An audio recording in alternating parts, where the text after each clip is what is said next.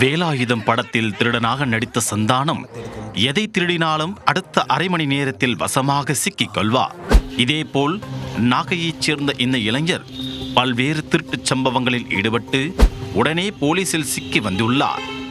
சமீபத்தில் ஜேசிபி வண்டியை தூக்கியவர் அடுத்த அரை மணி நேரத்தில் தொக்காக பிடிபட்டது எப்படி?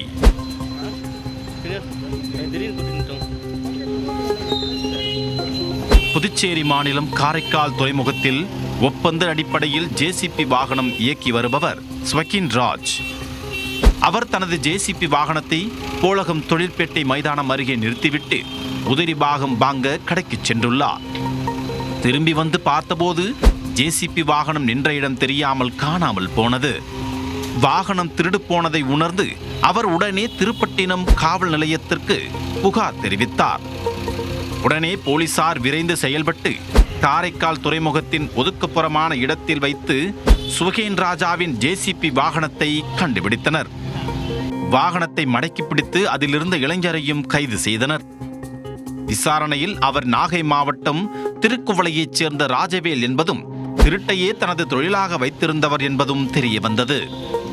ராஜவேல் மீது புதுச்சேரி மற்றும் தமிழக பகுதியில் பல்வேறு திருட்டு வழக்குகள் நிலுவையில் இருந்தது டேட்டாவில் காட்டியுள்ளது.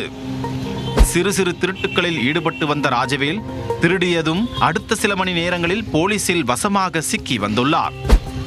ஆனால் அதை பெரிதாக எடுத்துக்கொள்ளாமல் அடுத்தடுத்து பல்வேறு திருட்டுகளில் ஈடுபட்டு சிறைக்கு சென்று வந்துள்ளார். உண்மையிலே நம்ம திருடனா இல்ல நம்மள நாமே திருட நினைச்சு ஏமாத்திட்டு இருக்கோமா? இந்த நிலையில் சமீபத்தில் கை செலவிற்காக திருடும் நோக்கத்தோடு காரைக்காலுக்கு வந்த ராஜவேல் சாலையில் சாவியுடன் நின்ற ஜேசிபியை தூக்கியுள்ளார். பெரிய வண்டி விற்றால் பெரிய தொகை கிடைக்கும் என மகிழ்ச்சியில் அங்கேயே இன்னொரு திட்டமும் போட்டுள்ளார். அதன்படி வாகனத்தை மறைவிடத்திற்கு கொண்டு சென்றுவிட்டு இரவில் ஓட்டிச் செல்ல திட்டமிட்டார். அதற்குள் போலீசார் ராஜவேலை பிடித்து வசமாக லாக் செய்துள்ளனர்.